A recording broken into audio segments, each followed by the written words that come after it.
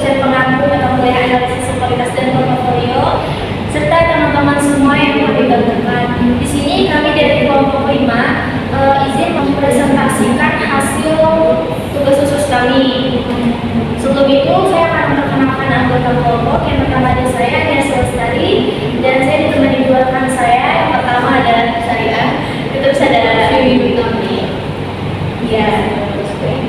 Nah, di sini kami mengambil 3 perusahaan dari sektor pertambangan. Nah, untuk itu saya memegang perusahaan Antam. Untuk teman saya memegang PT Bukit Asam. Teman saya lagi memegang PT Adamen. Nah, Aneka Tambang atau Antam adalah perusahaan tambang di Indonesia yang bergerak dalam pengusahaan sumber daya alam seperti nikel, emas, boksit, dan lainnya. Didirikan pada tahun 1998 dan perusahaan ini memiliki peran penting dalam industri tambang di Indonesia. Selanjutnya adalah PT Adamen Energi atau kode sahamnya Adamagro. Perusahaan ini berfokus pada penambangan batubara dan didirikan oleh keluarga Bukowir pada tahun 1966. Adamen Energi juga menawarkan layanan kontraktor, pertambangan, infrastruktur, logistik batubara, dan kegiatan pembangkit tenaga listrik. Perusahaan ini resmi IPO pada tahun 2008 dengan kode saham Magro dan memiliki lokasi tambang di Tutupan, Paringin, dan Wara. Mulai beroperasi komersialnya pada Juli 2005. Selanjutnya ada PT Bukit Asam, Tbk atau PTBA, merupakan perusahaan batubara di Tanjung Enim, Sumatera Selatan. Perusahaan ini didirikan pada masa penjajahan Belanda pada tahun 1919, menjadi perusahaan nasional pada tahun 1960. Perusahaan tersebut merupakan anak perusahaan Inalum, perusahaan pelaksana aluminium. Baik, selanjutnya kami akan langsung masuk saja ke presentasi. Nah, di sini tuh ada harga saham ya. Di sini kita ambil dari bulanan, lalu kita menjadi tahunannya. Di sini kita mengambil komponen-komponen ini itu melalui Yahoo Finance dan Investing.com. Jadi di sini ada PT Antam, Adro, sama ada PTBA. Next. Nah, selanjutnya ini kita untuk sebelum menghitung kapasitas, kita menghitung capital gain dulu karena muncul dari situ. Capital gain atau loss merupakan selisih laba rugi yang dialami oleh pemegang saham karena harga saham sekarang relatif lebih tinggi atau rendah dibandingkan harga saham sebelumnya. Rumusnya itu adalah harga saham sekarang dikurang dengan harga saham tahun lalu dibagi dengan harga saham tahun lalu. Nah, untuk tahun 2019 itu 0,83 yang artinya adalah pada tahun tersebut mengalami capital gain. Nah, untuk tahun-tahun yang minus atau merah itu tuh artinya perusahaan ini mengalami capital loss. Karena kenapa? Karena harga saham tahun ini tuh lebih rendah atau lebih kecil daripada harga saham sebelumnya. Gitu. Selanjutnya kita mau menghitung yield. Yield adalah imbal hasil, yaitu pendapatan atau aliran kas yang diterima investor secara periode. Nah, rumusnya itu adalah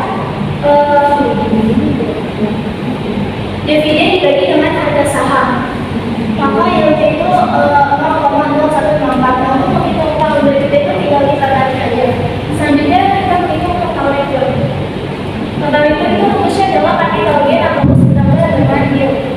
Total return yaitu return keseluruhan dari suatu investasi dalam suatu periode tertentu. Nah, di sini tuh total returnnya sudah terlihat ya. Untuk yang minus-minus juga ini mengikuti dengan capital gain atau loss-nya. Selanjutnya kita menghitung relative return.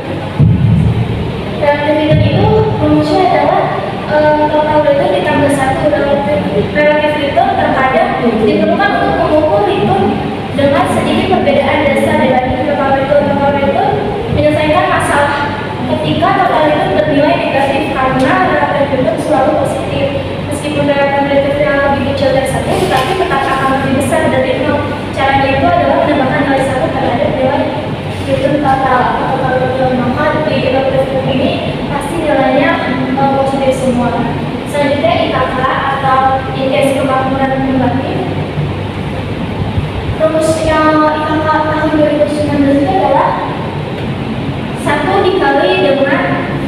nih relatif maka maksudnya 1,10 nah untuk tahun yang berikutnya itu rumusnya adalah IKK tahun sebelumnya tahun 2019 dikali dengan relatif itu tahun 2020. Nah untuk yang tahun berikutnya kita lihat saja. Sekarang kita yang disesuaikan. Kita yang disesuaikan itu adalah rumusnya 1 ditambah dengan total itu dibagi 1 dikurang dengan inflasi dikurang dengan 1. Semua itu yang telah dibahas sebelumnya mengukur jumlah satuan mata uang atau perubahan jumlahnya, tetapi tidak menentukan tentang kekuatan pembelian dari satuan mata uang tersebut. Nah, untuk mempertimbangkan kekuatan pembelian satuan mata uang perlu mempertimbangkan real return atau inflation adjust return atau return yang disesuaikan. Jadi hasilnya adalah 6,6 kalau kami juga mengikuti dari perkembangannya. Selanjutnya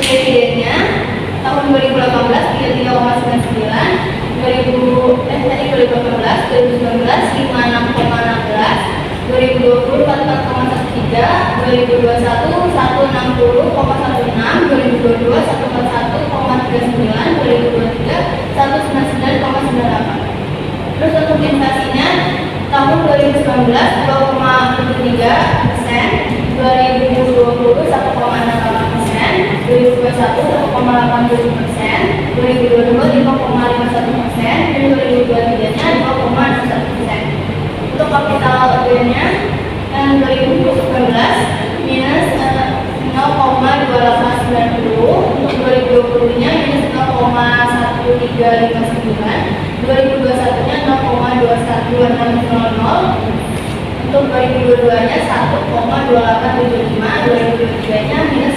0,1964. Untuk yieldnya tahun 2019 0,0304, 2020 0,0336, 2021-nya 0,1410, 2022-nya 0,0988, 2023-nya 0,0611. Untuk total returnnya 2019 minus 0,26, 2020-nya minus 0,10, 2021 0,40, 2022 1,39, dan 2023-nya minus 0,13. Untuk relatif returnnya 2019 0,74, 2020 0,190, 2021 1,40, 2022 2,39, dan 2023-nya 0,87. Dan juga untuk IKK-nya 2019 0,74, 2020 0,67, 2021-nya 0,93, 2022-nya 0,22, 2023-nya 1,93.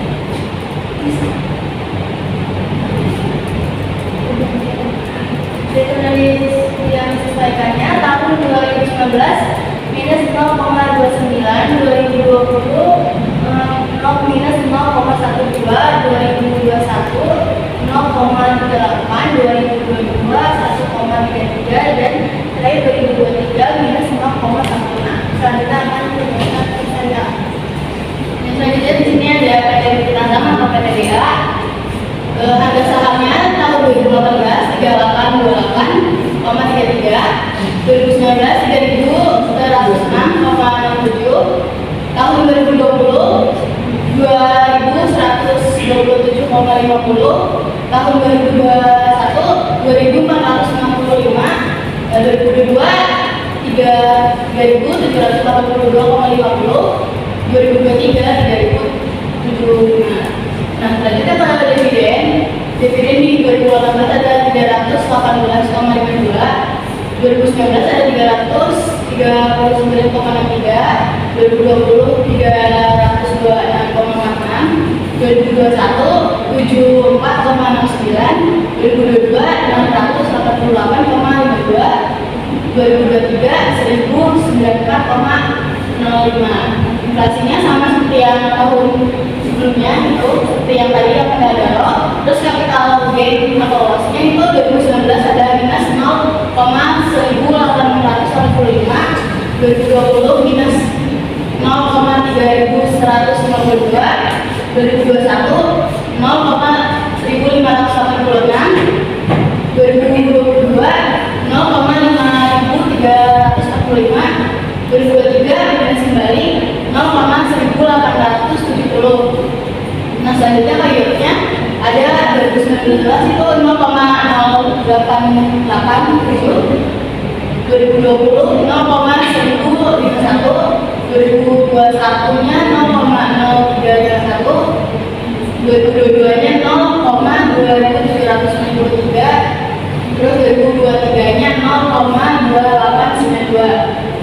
Selanjutnya kalau di total returnnya ada 2019 minus 0,10, 2020 nya 0 minus 0,21, 2021 nya 0,19, 2022 nya 0,81, 2023 nya 0,10. Di relatif returnnya 2019 0,90, terus 2020 nya 0,79, 2021 nya 1,19, 2022 nya 1,81, 2023 nya 1,10. Selanjutnya di KK itu 2019 0,90, 2020 0,71, 2021 0,85, 2022 1,54, 2023 1,70. Selanjutnya ada di retur disesuaikan 2019 di PTGA itu minus 0,13, 2020 minus 0,23, 2021 0,18, 2022 0,76, 2023 0,08.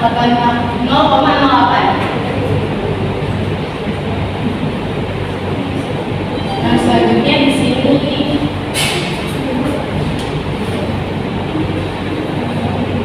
return aritmatik ya. Return aritmatik itu rumusnya total return ditambah total return tahun sebelumnya dibagi 2. Terus rumus untuk rata-rata geometrik atau return geometrik itu geometrik sama dengan 1 tambah return aritmatik tahun 2019 dipangkat 12 dikurang 1. Untuk PT Antam, return aritmatika atau aritmatika lebih baik dipakai untuk menghitung nilai rata-rata aliran return yang tidak bersifat kumulatif. Untuk rata-rata geometrik atau geometrik math, sebaiknya dipakai untuk menghitung tingkat perubahan aliran return pada periode yang bersifat serial dan kumulatif, misal 5 atau 10 tahun berturut-turut gitu. Nah, di sini return aritmatika PT Antam Tambang untuk tahun 2019 itu ada 0,14, tahun 2020 0,1, 2021 0,093, 2022 0,92, 2023 nya minus 0,07. Untuk menghitung rata-rata return aritmatika itu kita tinggal tambah aja dari 2019 sampai 2023, lalu kita bagi 5 karena kita menghitung 5 tahun. Lalu untuk yang return geometrik tahun 2019 itu kita masukkan 3,76, 2020 0,07, 2021 2,9,90, 2022 2023 minus 0,59. Untuk rata-ratanya kita tinggal kalikan saja, terus kita kalikan dari tahun 2019 sampai 2022, lalu kita kali 1/5 lalu bagi 5, hasilnya minus 2,9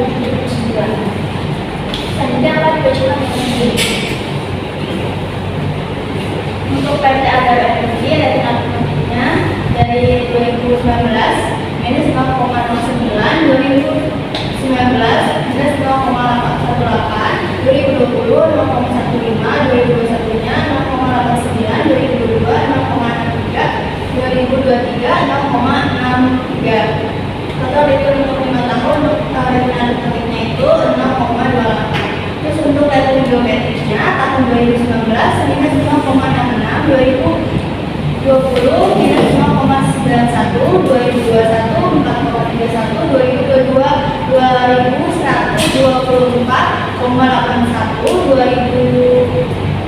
2023 344,34. Untuk total return 5 tahunnya return geometrinya itu 76.098,65.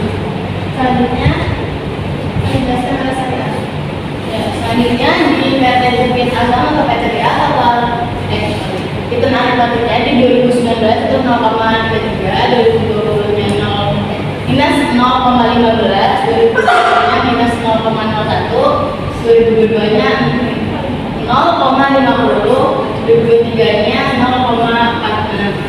Total return tahun 5 tahun 0,23. Return geometrisnya di 2019 itu 29,61, 2020 minus 0,7, 2021 minus 0,09, 2022 132,72, 2023 91,27. Nah, total return geometriknya itu 1167,82. Next, yang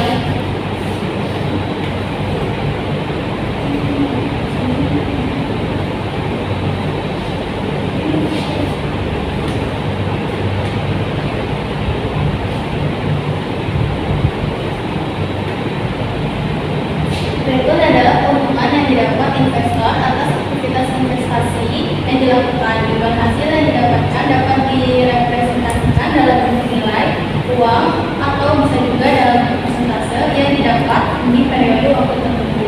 Rumusnya untuk return yang indeks ini agak beda. Rumusnya itu harga saham perusahaan 2019 tahun Desember 2019 atau tahun ini dibagi Desember tahun lalu dikurangi 1.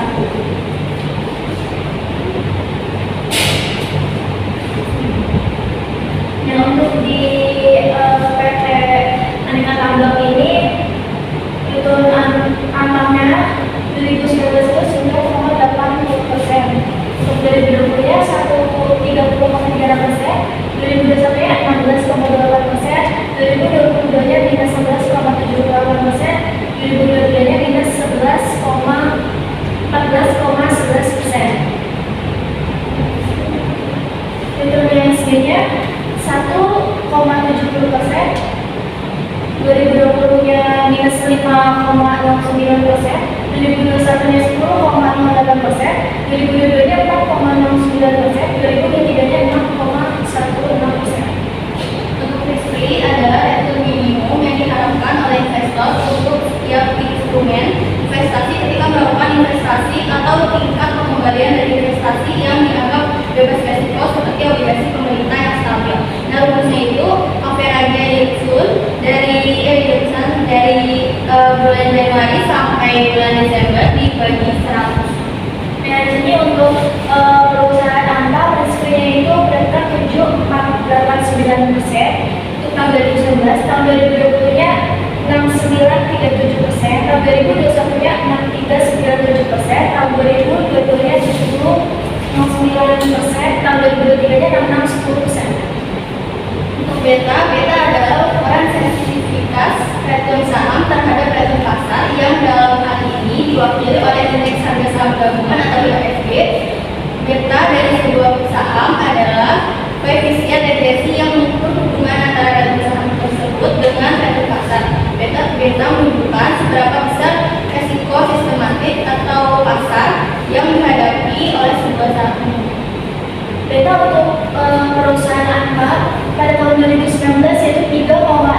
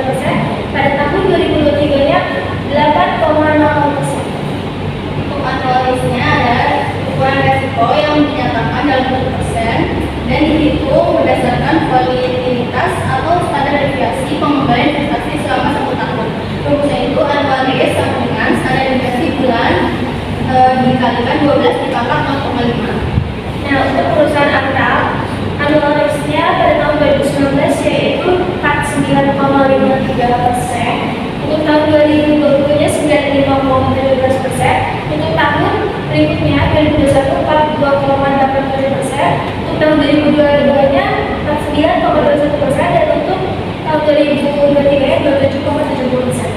Nah, rumus standarisasi rupiah SG-nya itu STDFA dalam kurung rupiah SG dari bulan Januari sampai bulan Desember. STDFA PT Aneka Tambang pada tahun 2019 yaitu 2,94%, pada tahun 2020-nya 7,65%, tahun berikutnya 2,84%, tahun berikutnya 2,42%, tahun 2023-nya 2,56%.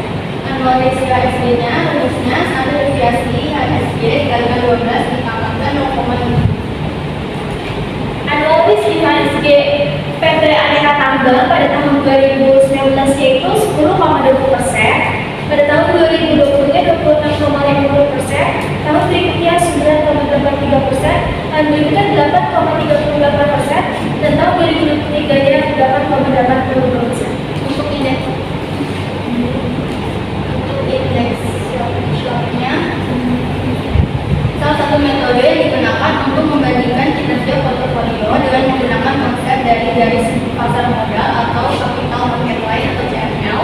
Indeks shock ini mendasarkan perhitungannya pada konsep garis pasar modal sebagai patok juga, yaitu dengan cara membagi premi resiko portofolio dengan standar deviasinya. Rumusnya itu yang di-shocknya itu dalam kurung rating tahunan dikurang history, terus tutup kurung dibagi annualis. Nah, untuk sub angka pada tahun 2019 yaitu pengambil minus 150,99, 2020-nya minus 71,52, 2021-nya minus 148,82, 2022-nya minus 142,67, untuk tahun terakhir 2023-nya minus 239,10. Selanjutnya unit framework itu adalah alat yang digunakan untuk mengevaluasi kinerja investasi dengan mempertimbangkan resiko pasar. Dengan menghitung ROI tambahan per unit resiko sistematis, investor dapat membuat keputusan yang lebih informasional dan memilih investasi yang memberikan return terbaik relatif terhadap risiko pasar yang diambil. Rumus indeks framework ini dalam kurung return tahunan dikurang RSPI seluruh kurung dibagi beta. Nah, untuk raihan angka pada tahun 2019 ini minus 20,58, tahun berikutnya minus 25,11, tahun berikutnya minus 25,15, tahun berikutnya minus 19,56, dan tahun terakhir minus 65,45. Terus untuk return SNL-nya adalah alat yang digunakan untuk menggambarkan hubungan antara risiko dan return yang diharapkan dari suatu investasi. Rumusnya itu risiko ditambah beta dikali dalam kurung return IHSG dikurang risiko. Return SNL atau security market line pada tahun 2019-nya angkanya itu minus 197,23, 2020-nya minus 118,78, tahun berikutnya minus 98,05, tahun berikutnya minus 181,31, tahun terakhir minus 0,31. Alpha SNL ini membantu investor dalam menilai kemampuan investasi untuk menghasilkan return yang melebihi atau di bawah tingkat yang diharapkan untuk tingkat return tertentu. Rumus Alpha SNL ini sama dengan return perusahaan dikurangi return SNL. Untuk perusahaan angka operasionalnya pada tahun 2019 yaitu 19.732,76%, untuk tahun berikutnya 12,08,12%, tahun berikutnya 98,21,52%, tahun berikutnya 18,119,12%, terus tahun terakhir 16,44%. Terus yang selanjutnya return CFL-nya atau capital market line menggambarkan hubungan risk dan return pada pasar yang seimbang untuk portofolio yang efisien.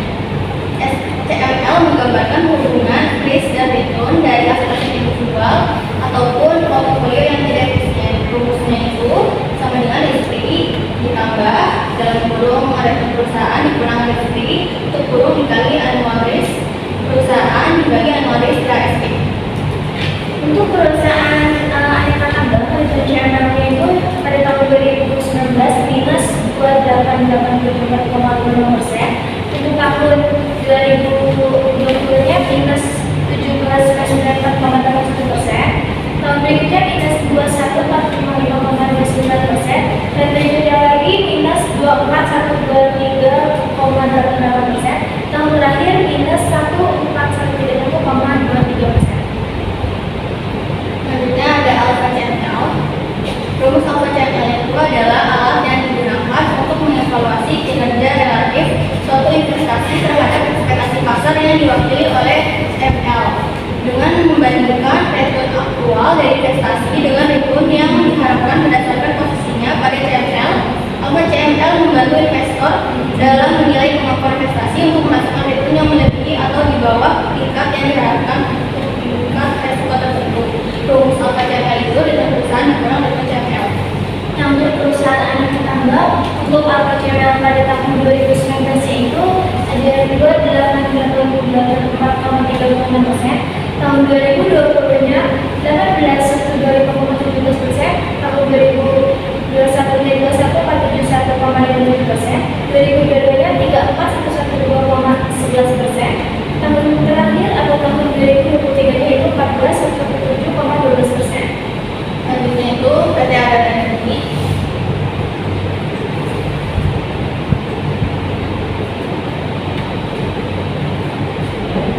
Untuk return anualnya dari tahun 2019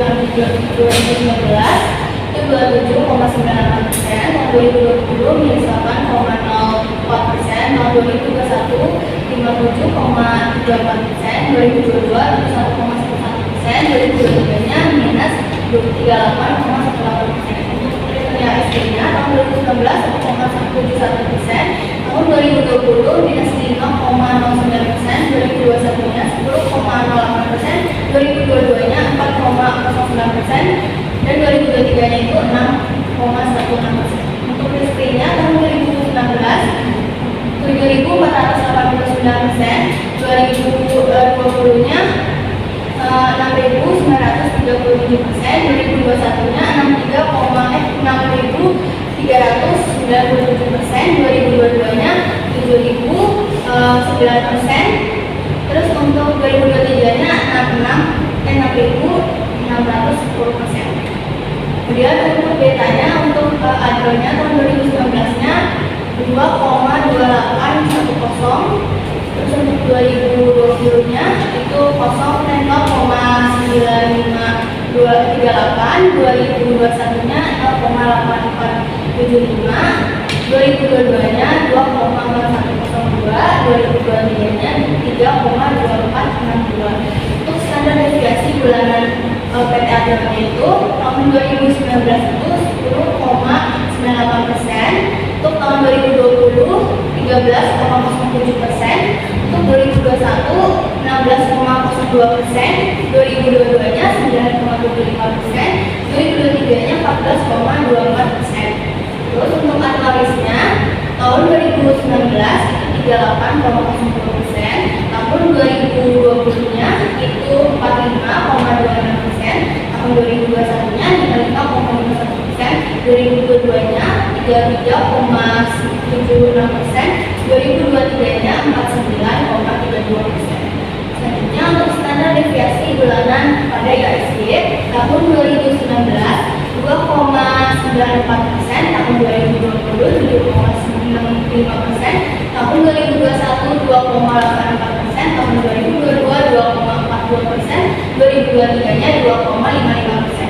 Terus untuk analis KSD-nya itu tahun 2019 10,20%, terus tahun 2020 26,50%, 2021 9,83%, 2022 8,38%, dan 2023-nya 8,82%. Selanjutnya untuk indeks shocknya itu 2019 minus 196,23%, terus tahun 2020 minus 153,44, 2021-nya minus 114,120, tahun 2022-nya minus 205,49, tahun 2023-nya minus 134,7 eksternalnya itu tahun 2019 minus 2332,71. Terus untuk 2020-nya minus 72,81, 2021-nya minus 74,80, 2022-nya minus 28,79, 2023-nya minus 20,48. Selanjutnya itu data eksternalnya tahun 2019 itu minus 95,89, 2020 3,15, 2021-nya 9,84, 2022-nya minus 98,75, 2023-nya minus 148,28. Terus untuk alfa SML-nya tahun 2019 9.617%, 2020-nya minus 323,35%, 2021-nya minus 926,47%, 2022-nya 9.945,99%, 2023-nya 14.789,35%. Terus untuk CML-nya 2019 minus 20.423,29%, untuk 2020-nya minus 4.920,23%, 2021-nya minus 29.665,38%, 2022-nya minus 21.211,48%, 2023-nya minus 30.316,21%. Untuk alfa CML-nya tahun 2019 20.451,27%, tahun 2020 4.912,19%, tahun 2021 29.782,22%, tahun 2022 21.252,29%, 2023-nya 30.278,02%. Nah, selanjutnya dari Indonesia KTLA itu di 2019 minus 238,97, 2020 minus 171,75, 2021 minus 159,38, 2022 minus 228,85, 2023 minus 183,52. Terus selanjutnya tren minor PTBA minus 47,29, 2020 minus 107,71, 2021 minus 44,72, 2022 minus 38,99, 2023 minus 28,88. Return SNL PTBA 2019 minus 42,70, 2020 24,63, 2021 minus 27,33, 2022 minus 56,32, 2023 minus 83,88. Selanjutnya alfa SML dari PTBA 2019 itu 4.331,60%, 2020 minus 2.467,93%, 2021 2.737,04%, 2022 5.605,02%, 2023 84,39,64. Selanjutnya di return CML PTBA itu minus 15.367,98%, 2020 minus 3.652,30%, 2021 minus 19.662,21%, 2022 minus 18.688,23%, selanjutnya 2023 minus 20.146,60%. Selanjutnya alfa CML dari PTBA itu di 2019 ada 15.389,63%, 2020 3.646,97%, 2022 19.665,90%, 2022 itu 18.661,67%, 2023 20.197,83%. Sekian presentasi dari kelompok kami, kurang lebihnya mohon maaf.